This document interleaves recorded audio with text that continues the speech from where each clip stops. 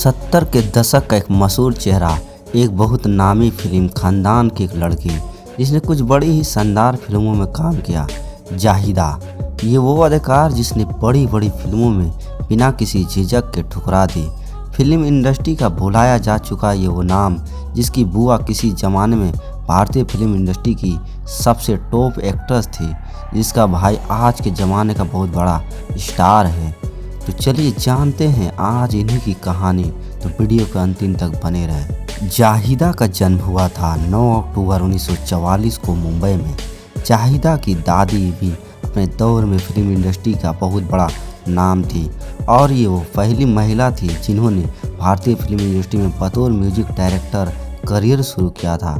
हालांकि ये खुद भी बहुत अच्छी गायिका थी और फिल्म में भी प्रोड्यूस करती थी। कहते हैं कि कुछ एक फिल्म भी जो जाहिदा की दादी ने एक्टिंग भी की थी और कई दफ़ा ये फिल्मों की कहानी भी लिखा करते थे। इनका नाम था जाहिदा बाई।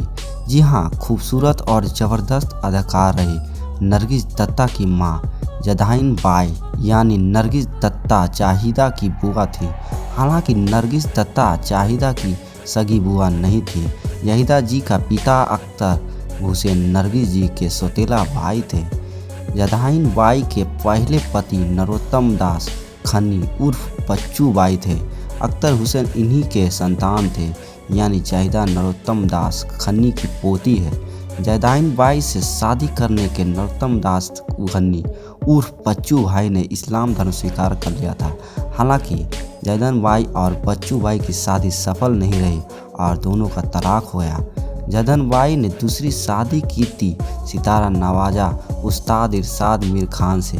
इनसे जदाइन बाई को एक बेटा हुआ जिनका नाम अनवर हुसैन, और अनवर हुसैन 60 और 70 के दशक में फिल्म इंडस्ट्री के नामी कैरेक्टर असिस्टेंट थे।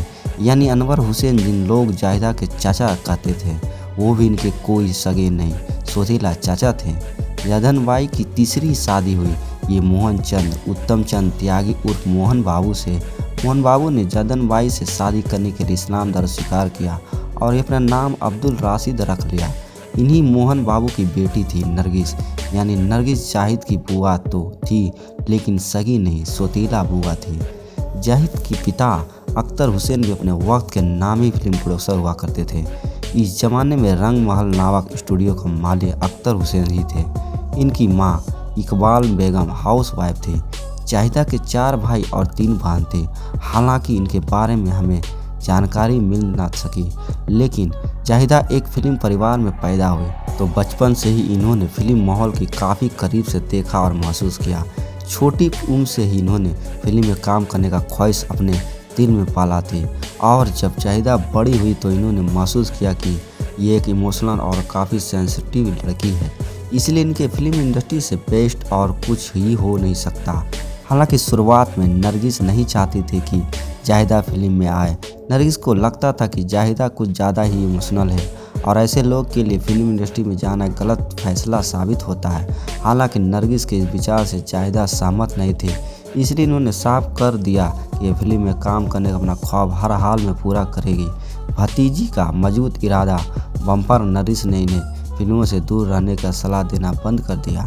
चूँकि जाहिदा का परिवार फिल्म में थी तो घर आने वाले ज़्यादातर मेहमान फिल्म दुनिया का लोग ही होते थे। यही वजह थी कि जब जाहिदा बड़ी होने लगी तो इनके घर आने वाले डायरेक्टर प्रोड्यूसर इनके पिता से कहना शुरू कर दिया कि जाहिदा को फिल्म में काम करने का छूट मिल जानी चाहिए। एक इंटरव्यू में खुद जाहिदा ने बताया कि इनके पिता से मिलना घर आने वाले लगभग हर डायरेक्टर प्रोड्यूसर यही कहता था कि जाहिदा को अब फिल्म लाइन में उतरो। वैसे तो इस ज़माने में फिल्म इंडस्ट्री के लोग का मानना था कि फिल्म घराना के बच्चे अगर फिल्म इंडस्ट्री में आते हैं तो इनके साथ काम करने में आसानी होती।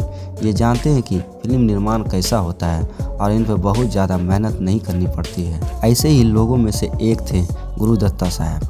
गुरुदत्ता जाहिदा को अपनी फिल्म कनीज में लॉन्च करना चाहते थे।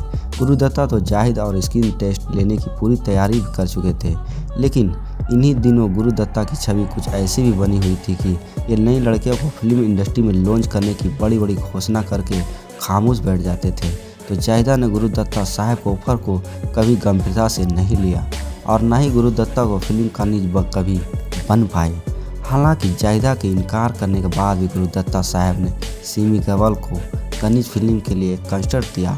कहा जाता है कि सिमी कनिज के लिए इक्का दुक्का सीन्स भी शूट किए थे, लेकिन जब गुरु दत्ता ने इनकी फिल्म को बंद करने का ऐलान किया तो सिमी ग्रेवाल से इनका काफ़ी विवाद हुआ और सिमी ग्रेवाल अपने फिल्म निकलवाने के सीन असिस्टेंट एसोसिएशन से गुरु दत्ता को शिकायत भी करनी पड़ी थी। जाहिदा की कहानी वापस आते तो वह कुछ ही कि प्रोड्यूसर और डायरेक्टर जाहिदा की फिल्मों में काम करने के दिन के बाद इनके पिता अख्तर हुसैन से कुछ ज़्यादा ही करने लगे। एक दिन उन्होंने खुद ही जाहिदा कहा कि दिन फ्री टाइम में हम तुम्हें स्टूडियो ले जाएंगे और हमें अपना एक फोटो सोशल कराएंगे। दरअसल अख्तर हुसैन जानना चाहते कि आखिर क्यों फिल्म इंडस्ट्री लोग जाहिदा को फिल्म देखने के लिए इतनी उत्सुक है। इस वक्त जाहिदा की उम्र 15 से 16 साल थी। पिता के कहने के मुताबिक एक दिन जाहिदा स्टूडियो पहुंची गई।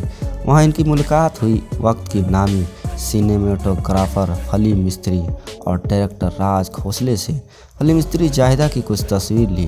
फली मिस्त्री जी को जाहिदा की तस्वीर बहुत पसंद आई। अगले दिन सुबह इन्होंने जाहिदा के पिता से कहा कि एक नई फिल्म बना रही है जिसका नाम साजन की गलियां। जाहिदा को इससे हीरोइन का रोल मिल रहा है। तुम कहो तो प्रोड्यूसर, मैं कहो तो। अख्तर हुसैन ने यह ऑफर स्वीकार कर लिया, लेकिन अफसोस बजट की कमी की वजह से फिल्म कभी बन ही नहीं पाई। इसके बाद कई दिन गुजर गए, जाहिदा को कोई नया ऑफर नहीं मिला। केसरी नंदन शाह और जाहिदा के दो बेटे नीलेश शाह और विजय शाह। इनके बेटे नीलेश शाह फिल्म इंडस्ट्री में एक्टिव हैं, हालांकि इनके करियर अभी तक कुछ खास नहीं रहा। नीलेश शाह ने 2011 में आई गणेश आचार्य को एक्टिंग में की थी। ये फिल्म के लीड रोल थे, लेकिन फिल्म फ्लॉप हो गई। जाहिदा मुंबई में अपने परिवार के साथ रहती है। वो अब दादी बन चुकी है और एक सुखी जीवन बिता रही है। साल 2002 में जाहिदा ने दूरदर्शन के जरिए एक दफ़ा फिर से एक्टिंग का दुनिया में वापसी की थी। दूरदर्शन के शो में अमरपाली में जाहिदा ने सालों बाद एक्टिंग की। इसके बाद इन्होंने कभी किसी और टीवी शो में काम नहीं किया। धन्यवाद। जय हिंद, जय भारत।